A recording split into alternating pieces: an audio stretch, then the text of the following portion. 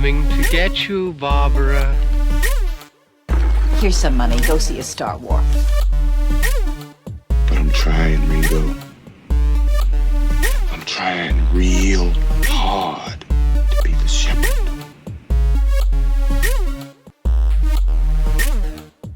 Welcome back to Long Walk Talks. My name is David Hensley. I'm the owner and creative director of Long Walk Productions, and I am joined today, as always, by my two co-hosts, Stan Wilson Lee. My phone's smarter than me.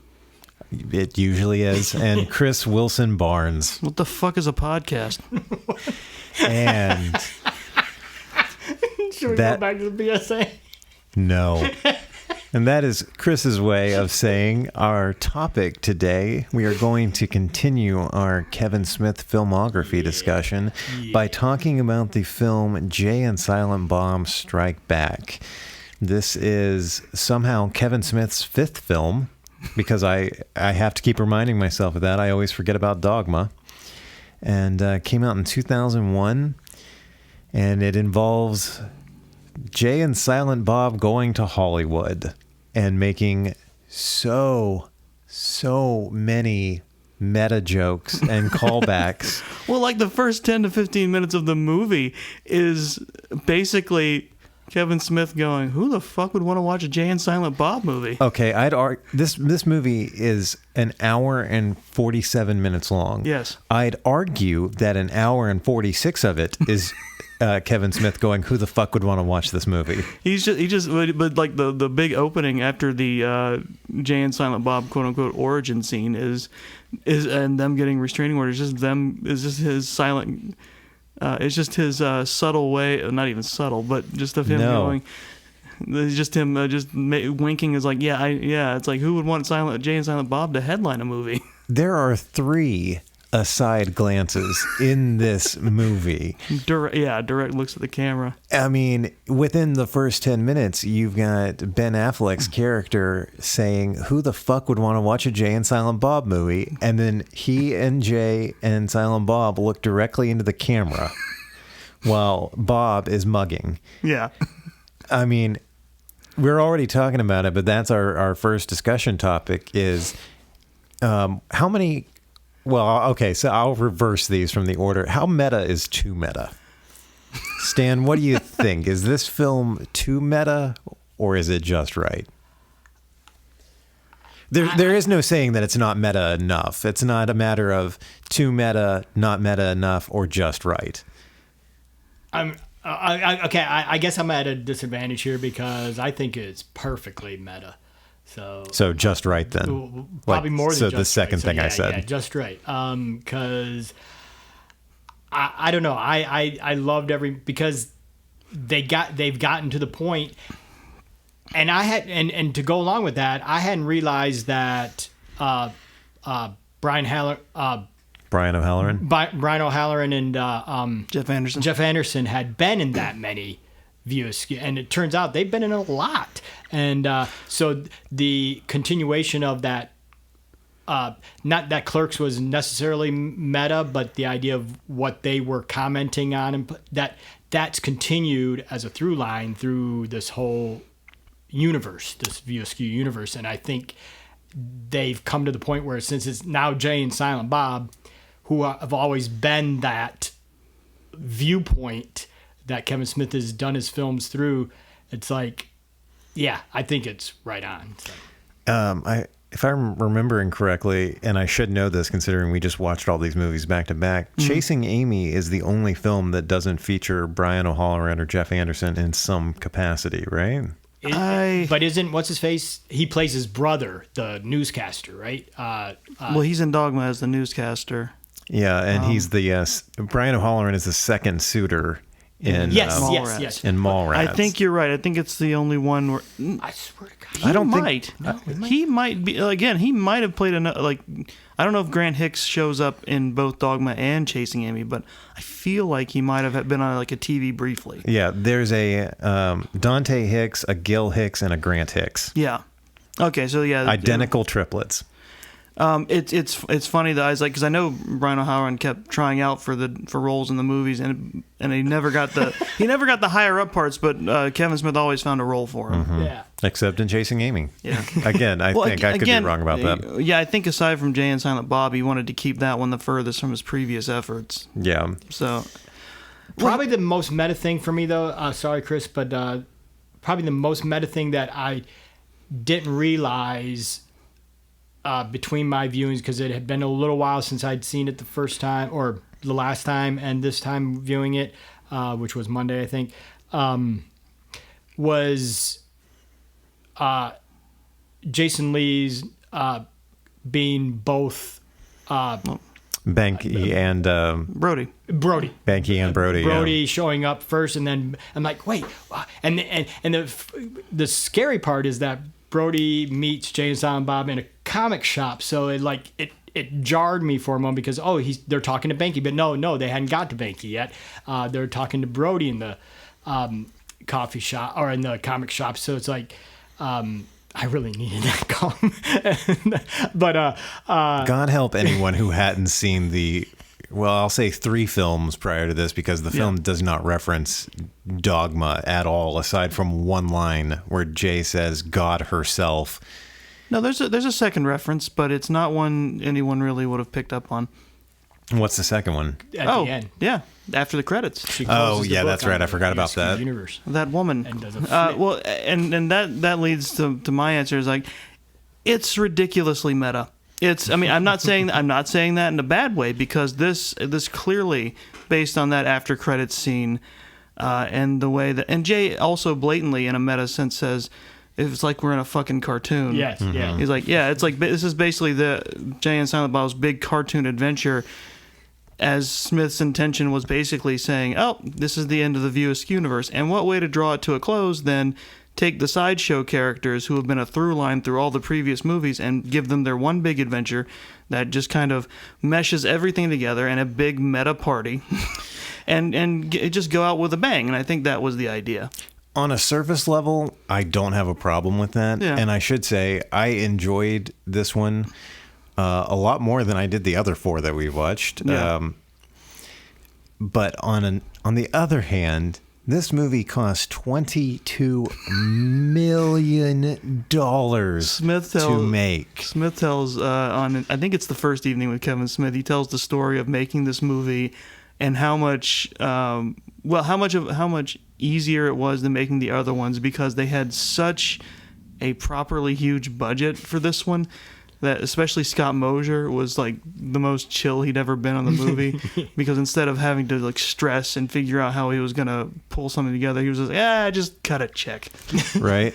And then he did have Ben Affleck to pay and Matt Damon to pay. Did you see the joke in the credits about that, where when he's thanking Affleck and Damon, and he has a line about Ben Affleck and then the Matt Damon's thanks follows, and it's just like, and basically he's like he charged less than Affleck did to appear in the movie. Exactly. And then he had Carlin and Chris Rock came back, so it's like the idea that all these people came back once they got known and could demand a check. It's like, so they had to pay him. So it's like, well, I need at least $22 million to pay these guys. I mean, by the time the Dogma came out, Chris Rock and George Carlin were already pretty well known. Yeah. But yeah, if you told me that this big love letter to the 4 films prior to it cost $4 million, $5 million, $6 million, I'd have been like, good on you, Kevin Smith. You made the movie that ties the whole thing together. But when you tell me that this movie cost $22 million, it's a $22 million love letter to his own work. And I realize that it sounds incredulous to say I enjoyed this movie, but it still boggles the fucking mind. And he even preempts most of the most of the criticism about the movie at the end, when everyone's walking out of the Blunt Man and Chronic movie, and Hooper X tells Banky, it's like, you turned your characters into like a 90-minute Dick and fart joke. Dick and fart, and basically because that's what the movie was: dick, fart, and gay jokes. Yeah, that's what's especially funny is apparently after how controversial Dogma was, Smith set out to make a funny, feel-good comedy that wouldn't offend anybody. And instead, he really pissed off the LGBTQ community with the sheer number of gay jokes in the movie. That, and he went whole hog on the word retarded. Yeah, he really did. And I was he trying to break a record for the word fuck? I mean, I know. Probably. Look, that's half of Jay's song at the beginning. It is. Well, it's Baby Jay's first line. Yeah, that's true. Baby J.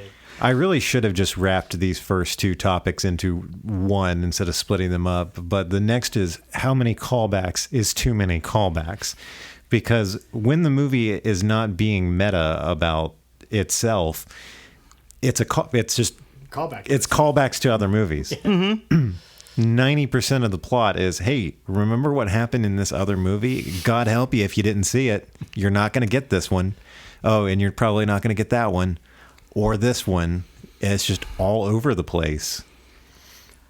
Again, it puts me. It's like if you were not a Kevin Smith fan anyway and had seen the earlier stuff, you're probably not seeing Jay and Silent Bob anyway. So Funny about that. But you know who would watch it without caring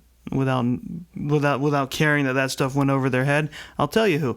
Because this movie is turning 20 years old this year. 20 years ago, I was a senior in high school. I remember seeing this movie in theaters. Having not seen any of the others? Having not seen them all together, like all at once, or like even like all the way through. But I watched this movie. I laughed. Imagine an audience member going into this completely green, being very confused when Ben Affleck shows up in the beginning as Holden McNeil, and then as himself. Yes. At the end. Yes. How fucking confusing would that be? And it's not like, at least he had he didn't even have his beard at the beginning. He just looked like Ben Affleck. Oh yeah, he didn't even bother with there's no disguising Jason Lee.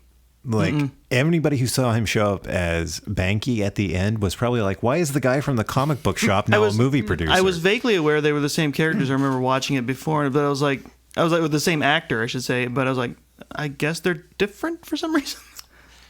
Yeah.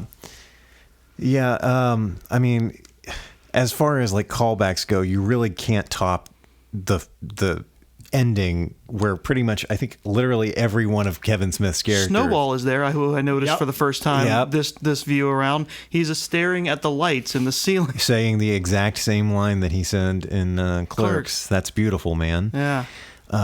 Walt and Steve Dave are there. Yep.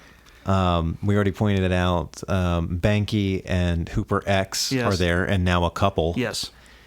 Oh, that's right. Hooper X confirms it. Alyssa and her sister Trisha Jones are there. Yep. And it's just, you look at so many love letter movies. Like Hatchet is the perfect example of a love letter movie. It's a horror movie that is just all about how much it loves and how much the director loved 80s slasher films. So for Kevin Smith to have made a love letter to himself is fucking bonkers. This couldn't be more self-referential unless it was like a fan film that someone had made for them. Well, for fuck's sake, when Mark Hamill shows up, the film pauses so that a screen can come up and say, look, it's kids. Mark Hamill. Hey kids, it's Mark Hamill. Applause. Yes. It's... Again, I know it sounds weird to say that I liked this one more than the others, but it's still mind-boggling to me. Yeah, I like it almost in spite of how obnoxious it is. It is obnoxious, but again, since the original idea seemed to be this is the end for a View Askew in particular, I get it. I mean, I totally get it. I mean, clearly it was not the end of the View Asknewniverse. Every actor who was there and director who was there as themselves was, I mean, just parroting and having a fun time. Yeah, Wes fucking Craven shows up. Wes Craven shows up. Which, okay, all right, this is the perfect time because I really, really wanted to throw a fucking curveball at you guys. Okay. And watching this again last night would have made this even more confusing. I was going to throw Scream 3 into the mix as part of the View Asknewniverse. Have you guys seen Scream 3? Yes. I can't remember. Probably not. There is a point near the beginning where Courtney Cox's character, Gail Weathers, is on Dimension Studio lot, and she walks by Jay and Silent Bob, who turn around and look at her, and Jay says, "Hey, Silent Bob, isn't that bitch Connie Chung?" So I almost said that this. I mean, I was aware that they had guested, that they had cameoed. It makes it even more. Then you have to also include Degrassi. Oh yeah, that's a good point. But so in Scream 3, they are characters in Wes Craven's film. In Jay and Silent Bob Strikes Back, Wes Craven is a character in their film. Mm-hmm.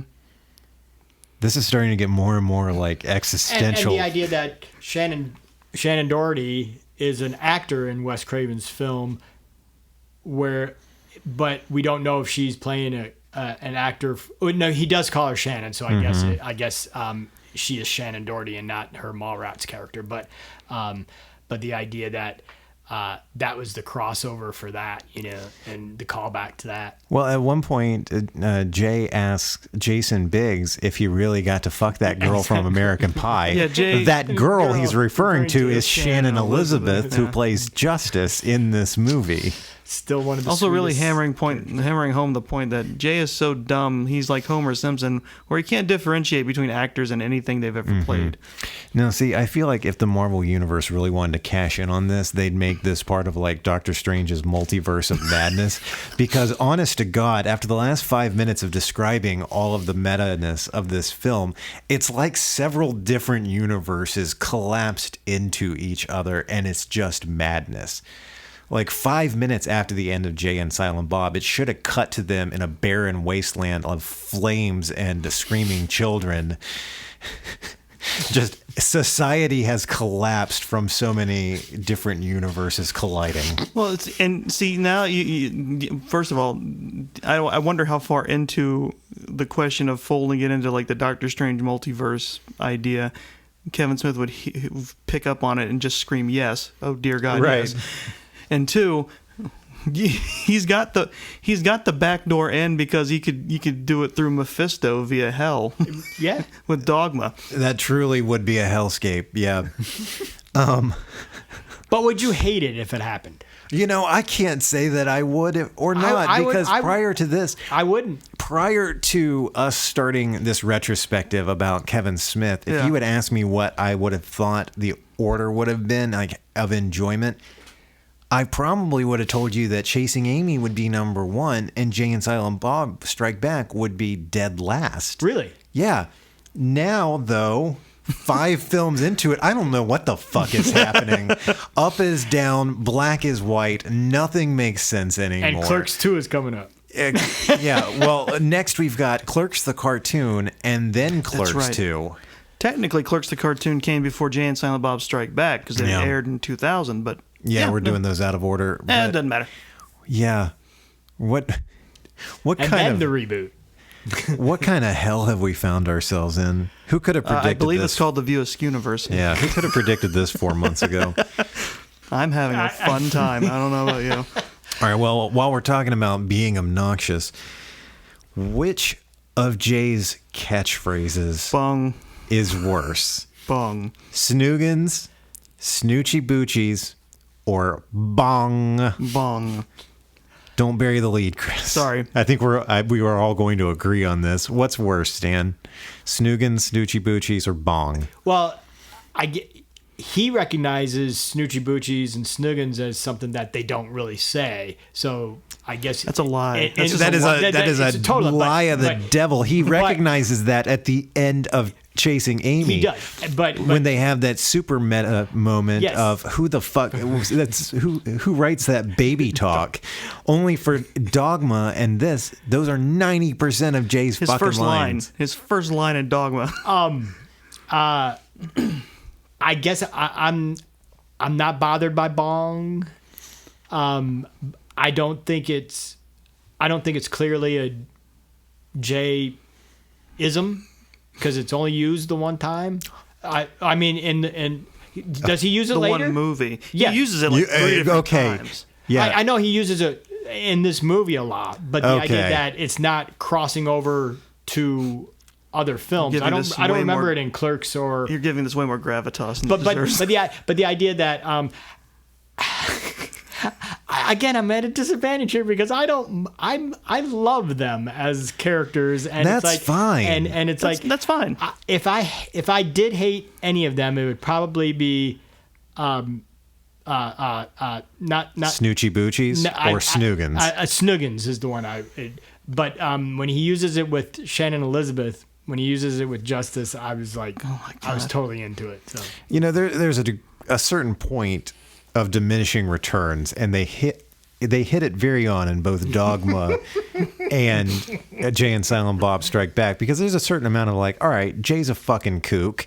Yeah, of course he has his own slang, but it's around I don't know, I'll be conservative and say 2000th time he says these things that you're like, Jesus God, what is this nonsense that he's saying? But at least those two, I mean, Snoochie Boochies, Snooch to the Nooch, Snoogans, those were at least somewhat established. Yes. Bong, however he pronounces it. Bong. That was a new thing, and just it felt forced. He drove it into the ground the first time he said it, which is fucking impressive. Yes. Because it usually takes a while. It's usually like one swing and that tent spike was in the ground. It was below ground. It was no longer doing its job of holding the tent in place. It's like, you look like we're punching your puppies. No, it's it doesn't bother me because it's not like you said, Chris. It's not established and it wasn't kept.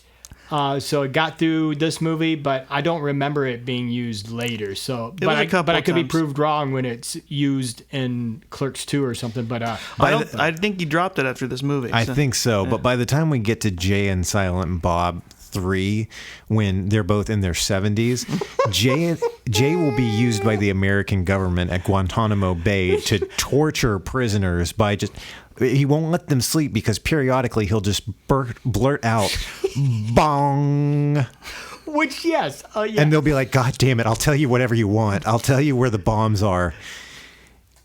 They'll be American heroes finally. It'll be everything Kevin Smith ever wanted. And this because it's a useless and ends up lost.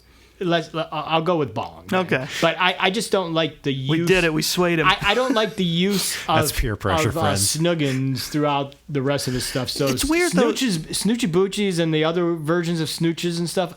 I was using that after the first, when I was a kid after seeing these movies, I would use those words. I'll be honest. Like, I can't really hate them, but Snoogans is the one I would have been. It's weird because we have the opposite opinion of something that does not matter. I know, right? Also, when you were a kid quoting these, you would have been in your 30s when this movie came out. I know. But to the point, it's like it's weird because out of all those things, the one that sounds most natural to me is Snoogans. It flows better to me. That sounds the most like somebody's personal slang that they would make up. Snoochie Boochies sounds like baby talk, and bong just sounds like torture. And I'm gonna fucking rig speakers around your house when you're not home.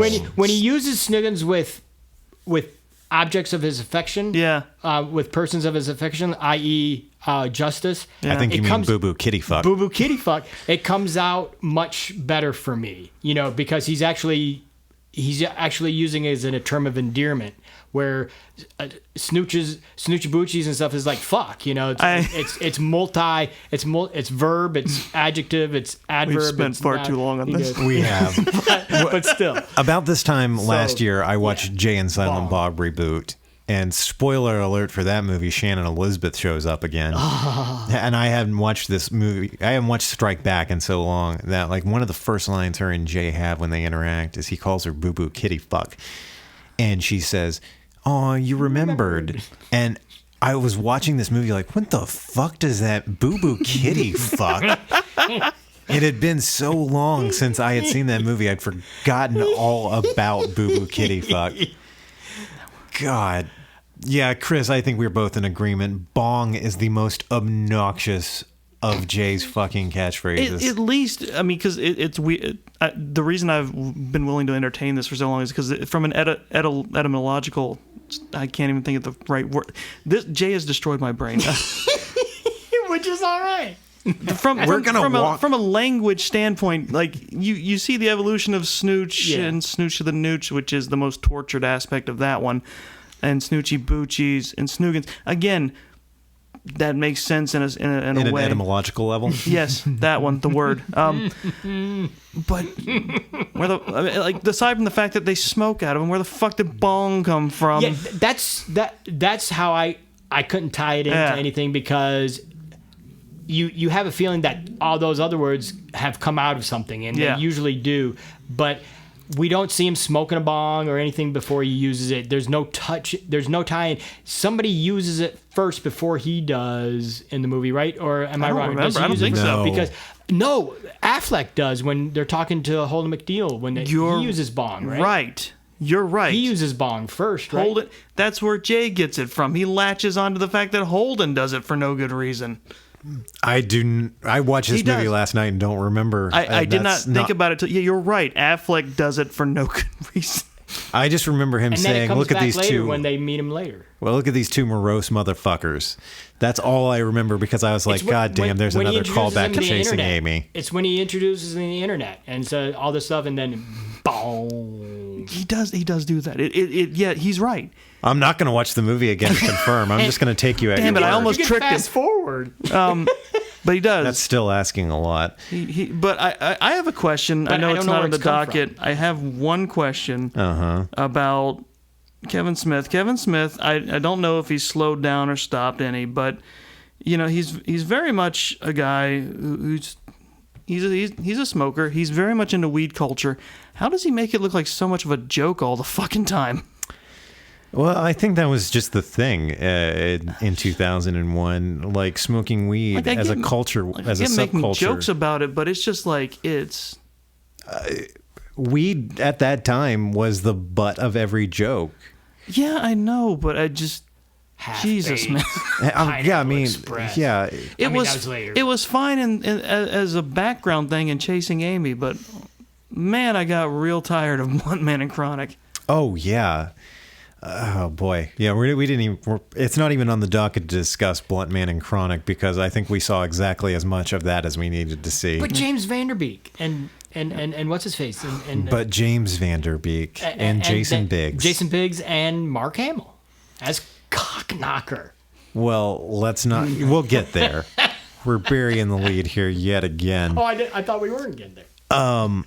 No, because our next topic isn't really much of a topic at all, as much as it is an observation. Oh, to say nothing of cameos, Mark Hamill and Carrie Fisher. Well, yeah, we're gonna get there. Okay. Favorite moment. My God, the internet has not changed in 20 years. No, it's still the same, isn't it? As Ben Affleck, it's gotten louder and dumber because of social media. Yeah, like as Holden was explaining to Jay and Silent Bob what the internet was, great. I was thinking to myself, like, it'd be really nice to believe that with the advent of social media and Wikipedia and all these endless resources for knowledge, that the internet would have evolved in some fashion in 20 years. No, everything that he said is still spot on. The internet is a place where people come together to bitch about movies and share pornography. Yeah, and that has only gotten worse because of Reddit. Man, I can't. Oh my God, the things you and can 4chan. say. The things you can say about Reddit alone with OnlyFans. With Jay and Silent Bob. OnlyFans. Porn. You don't know OnlyFans? Well, yes, I know what OnlyFans is, but that's not. It's like 4chan times 8. You don't know what OnlyFans is. Well, wow. OnlyFans, yeah. Are you just saying words now? Maybe. Desk lamp. Desk lamp is like the new 4chan and Reddit. I didn't say new 4chan. It's yeah. 4chan is the board. Look at that wall outlet. All they do on that wall outlet is talk about movies and politics. OnlyFans is basically like those red light district. Yeah, but you have message boards and stuff. Yeah, and you can be on it and be OnlyFan. Oh man, I can't wait until later tonight when I'm promoting this podcast on Light Switch. Stop giving away free social app ideas. Hey, I'm 98 Did you guys sign up for chair leg yet? Hey, come on. You keep saying stuff like that, but it sounds plausible. I'm old. I am Jay and Silent Bob in this. I mean, thing. hell, Did you hear that Bill Gates just offered to buy Mousepad for $6 billion? what about Tripod?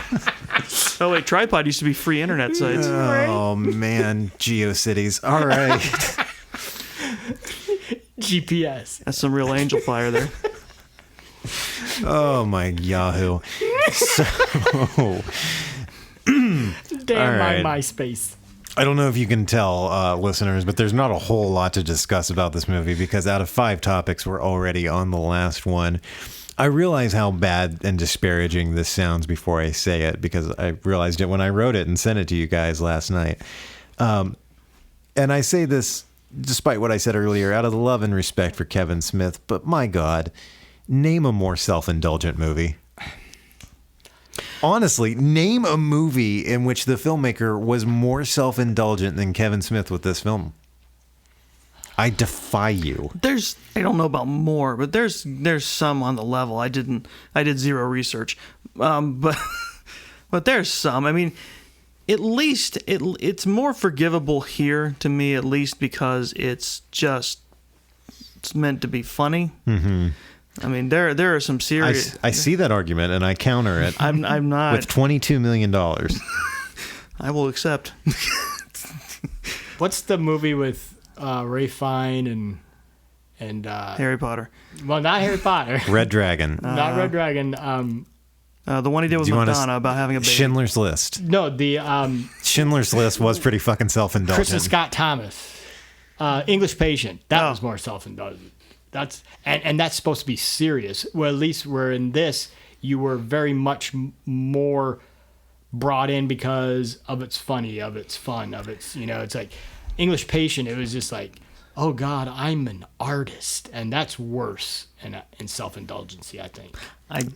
You're right. The Artist was maybe a more self-indulgent. The Artist would have been. That's horrible. Real talk. How did that movie win a fucking Oscar? I don't know. I think let's cancel the Kevin Smith discussion and spend May and June talking about how the fuck the Artist. I tell you what. Any movie that's about old Hollywood is probably about as self-indulgent, if not more. So Mank. Yeah, probably. Because they mean it.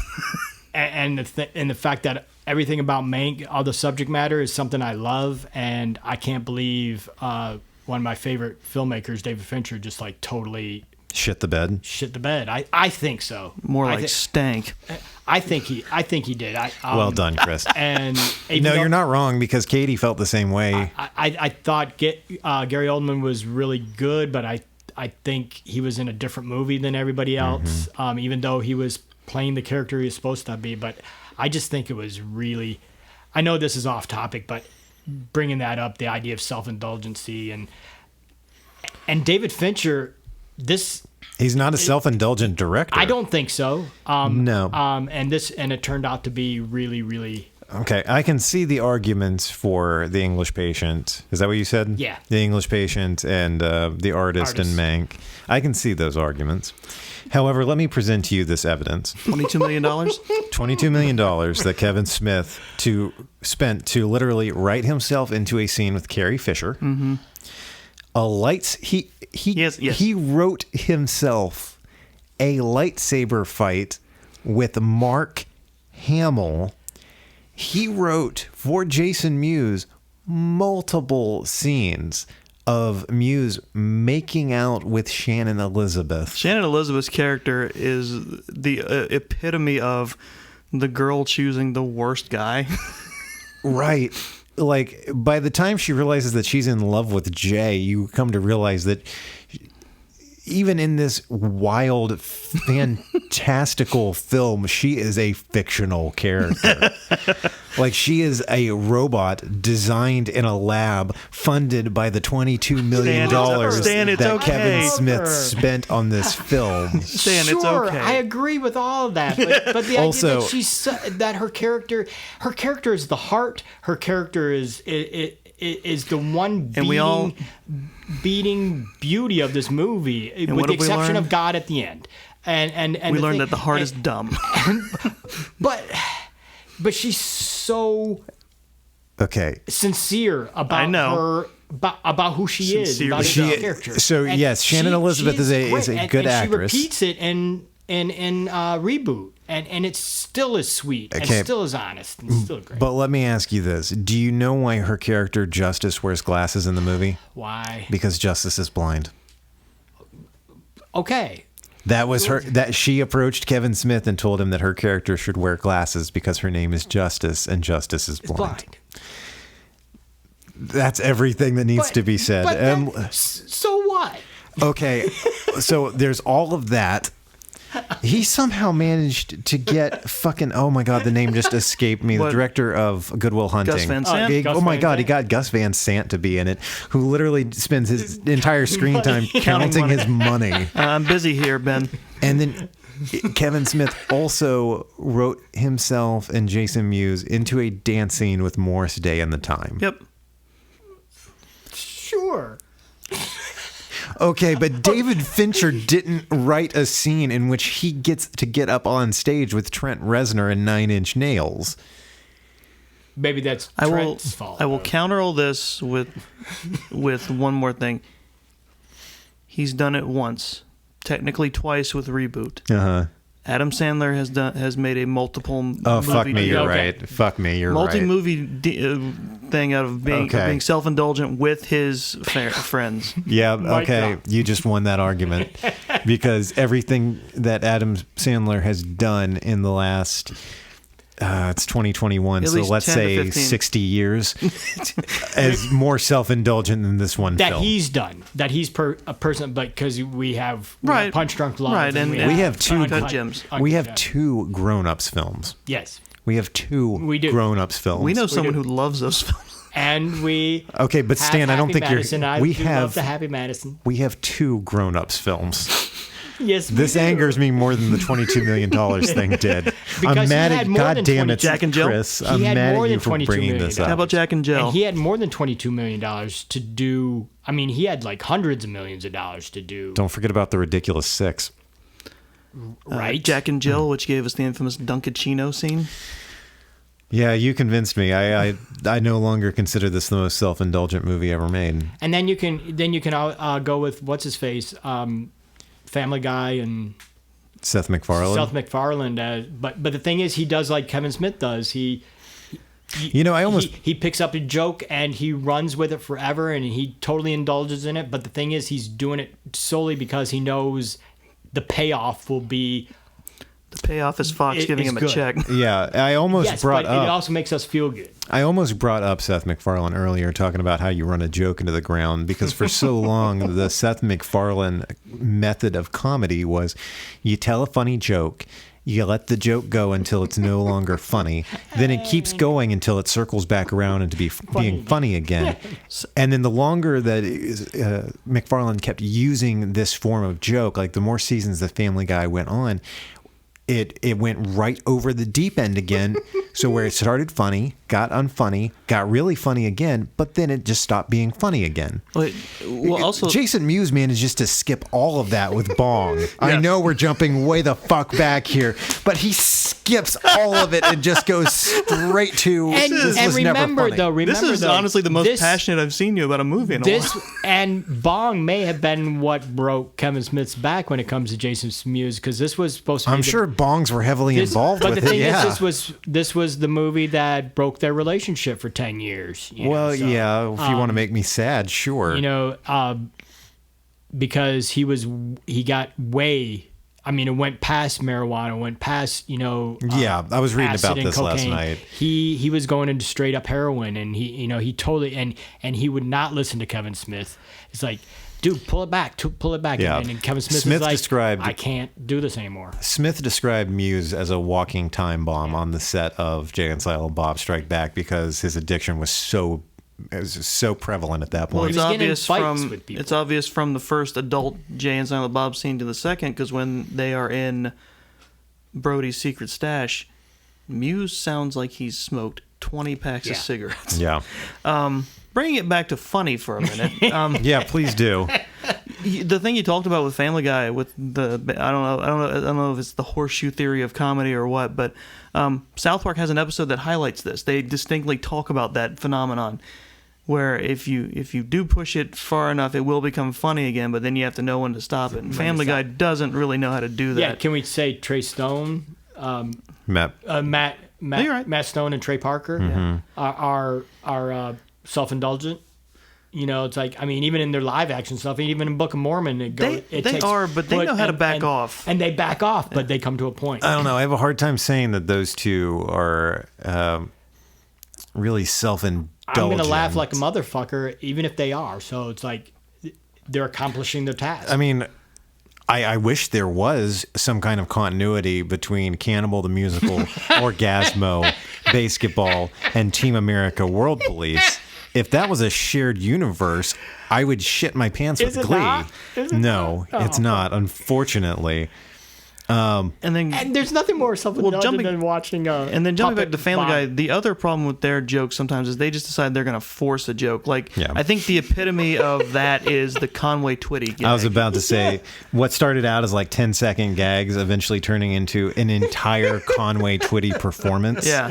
Yeah. It was like, yeah, that's funny because they're known for their non sequiturs. So when Peter just treats it like a hee-haw episode and goes, ladies and gentlemen, Conway Twitty. We've gone a long way from talking about Kevin Smith, but now that I'm thinking about it, Trey Parker did get pretty self-indulgent when he wrote his makeout scene with Yasmin Bleeth in Basketball. Yeah. That is the same movie, though, where he wrote himself a makeout scene with Matt Stone. Right. Which is actually, his kiss with Matt Stone is much more graphic than his kiss with Yasmin Bleeth. Yeah. Because he understands the comedy purpose of, well, I get a makeout scene with Yasmin Bleeth, but I also have to have a longer, grosser makeout scene with Matt Stone. Is it Matt Stone? Matt Stone, yeah. I forget their last Trey Parker and Matt Stone. Yeah, Parker. Oh, man. It's like the vomiting scene in Team America. Yeah. God, why didn't I the do... extended cut, it's forever. Or the puppet sex scene. The puppet sex, same Well, thing. I know what we're doing in 2022 now.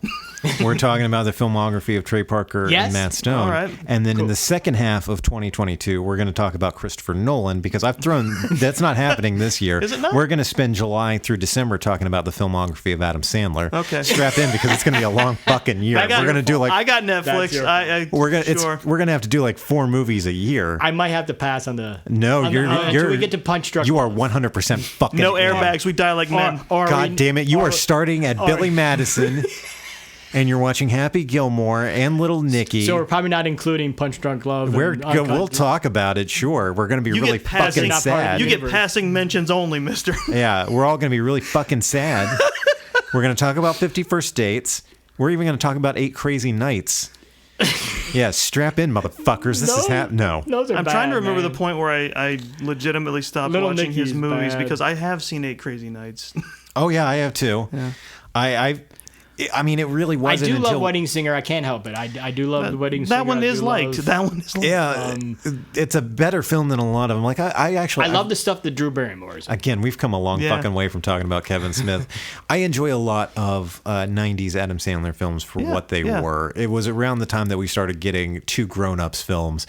And all of his movies exclusively featured Kevin James and... But Chris Rock is in them. And Chris Rock, yes. And Chris Rock knows the value of a paycheck, yeah.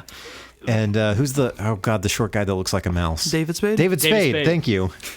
Which reminds me, Dickie Roberts, former child star. Not bad. Not a bad movie. And the stuff he did with Farley is... You could tell me that you were being serious or that you were joking, That's and a I real believe movie. you. That's yeah, a real it movie. is. Yeah. Oh, and man. he might be right. All right.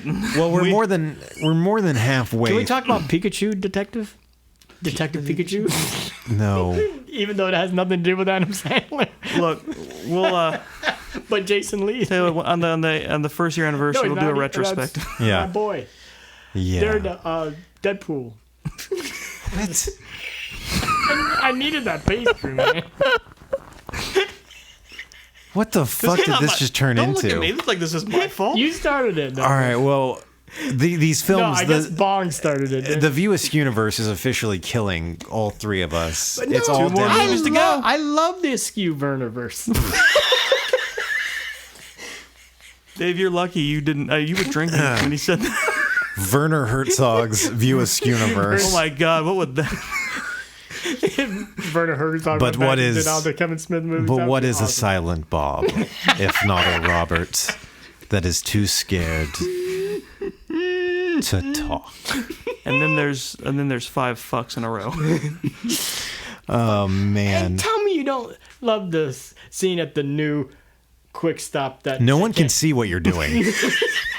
that they can't keep No one can see comfortable these at. hand He is like movements. Karma Miranda Fucky, dancing. fuck. But that's actually that's in the. You're just cut combining scene, so that scenes probably wasn't in the now. movie. But the Carrie Fisher joke I love because it's a great setup. And With a self-indulgent payoff. it's but the thing is, Jay manages to find he hitches a ride with a she beautiful kicks woman. his ass though. No, after that. I'm talking about a self-indulgent Later. payoff where they end up on a ride with a beautiful lady and Jay does Was it. going down on Yes. it. But that is also a comment about entering LA and entering Hollywood, so it's like, the Yeah, idea that was a fucking metaphor, all right. it was a metaphor. But then there's a great joke. See, when Dave, it's when they deep. get to We were LA wrong. and they're running away from. We haven't talked about Will Ferrell. You're right. We haven't. He was in it. Who has the name? Marshall, Will, and Holly. Yes. That's out of Land of the Lost, and then Yeah. he went on to do Land of the Lost. But This has been movie trivia with Stan.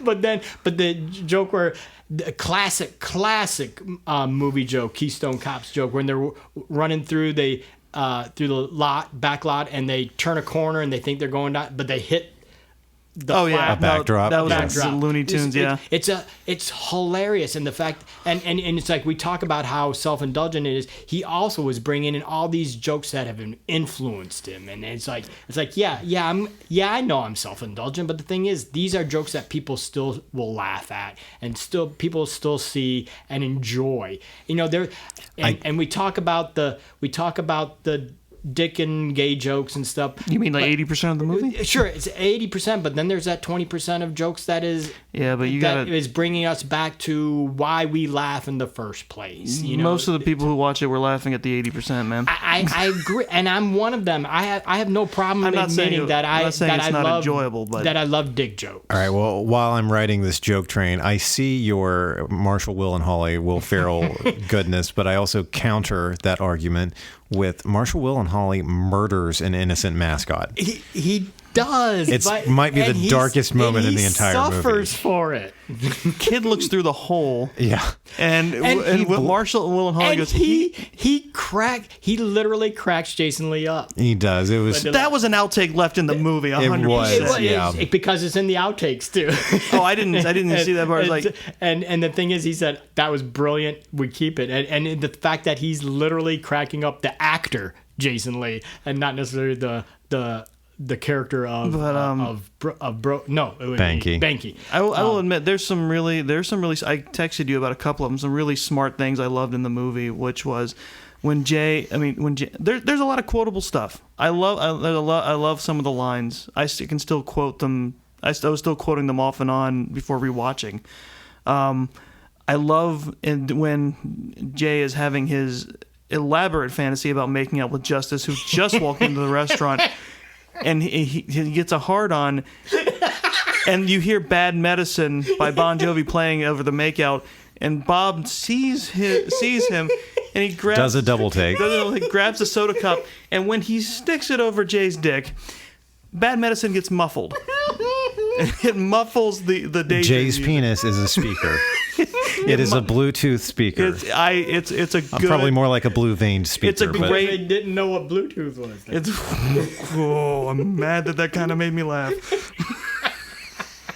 But it's like that's a good editing joke. I What else did I point? I pointed out to you over text when the van blows up and Jay thinks that the girls are inside. There's this choir singing. It's supposed to be like the big dramatic moment where he's crying out to the heavens, and this choir sings out, "Justice is dead, or so Jay thinks." It's right. It's like, and it's like, I have to appreciate that joke because of Deadpool 2 and the Juggernaut song. Yeah.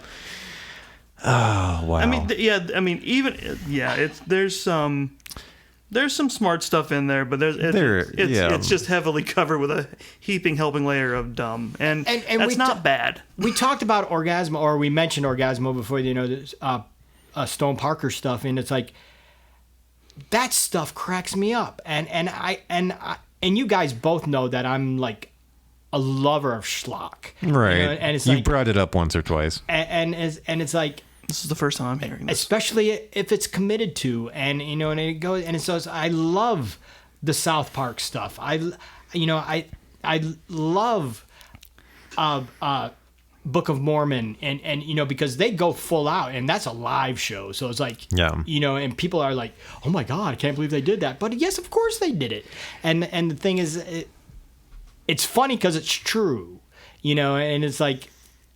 So, but the idea of the schlock stuff and Orgasmo is one of my favorite films of all time, and that's loaded with with dick and fart jokes and one could argue that Orgasmo is entirely dick jokes. Exactly, and I think it's one of the funniest things ever put on film, and I've wanted to do the live stage version of that forever, So it's like the idea that I'm going to be put off by Kevin Smith's jokes or sense of humor. I can't say that because I don't know if anyone's expecting you to. That's one of my senses of humor. So here's the thing: it's ridiculous and stupid and dumb and raucous and kind of bad, but fun. I'm getting there.